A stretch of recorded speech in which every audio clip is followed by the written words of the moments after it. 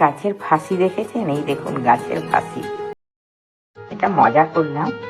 Adenium গাছটা কিভাবে গোড়াটা মোটা করব দেখুন আপনারা। পুরনো টব থেকে আমি বার করে দিলাম, দিয়ে দেখুন পুরো যা শিকড় থাকবে সব কেটে ফেলে দেবো। মোটা যে শিকড়গুলো থাকবে সেগুলো শুধু রাখবো। এইভাবে কেটে কেটে কেটে কেটে শিকড়গুলোকে দেখুন আমরা ফেলে দিচ্ছি। আমার মেয়েও এতে হেল্প করেছে। সত্যি কথা বলতে কি, গাছ করা মানে কি সময়ের প্রচুর দরকার। ঘরের জিনিস দিয়েই কিন্তু গাছ হবে, কিন্তু সময় দরকার। ধরুন বাড়ির একজন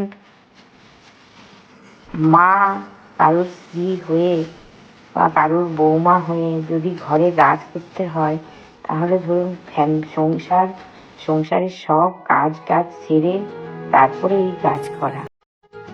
আর গাছ করতে গেলে পয়সাও খরচ হয় না।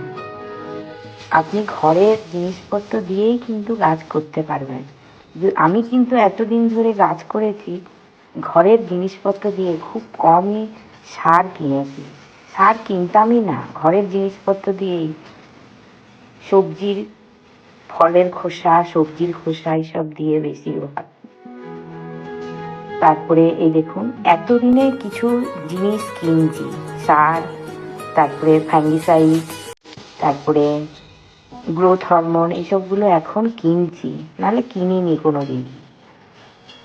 এই যে যেটা দিচ্ছি এটা ফাঙ্গিসাইড, এটা দিয়ে পুরো দেখুন গাছটা আমি কিভাবে মানে পুরো গাছটাকে পরিশুদ্ধ করব দেখুন, যাতে গোড়াটা আরো মোটা হয়। উপরের ডালগুলো আমি পরে ছেটে দেবো।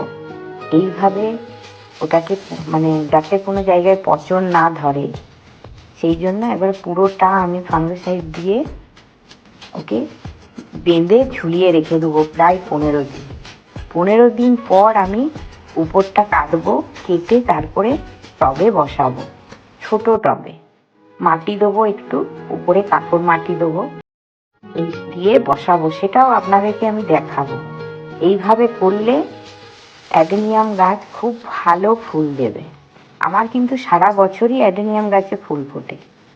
এর পরের ভিডিওতে আপনারা দেখতে পাবেন টবে বসাবো।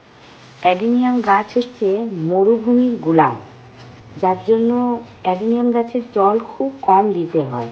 গরমকালেও আপনি 3-4 দিন পর একদিন দিলেন, আর শীতকালে তো 10 দিন, 12 দিন, 15 দিন পর একদিন জল দিলেন।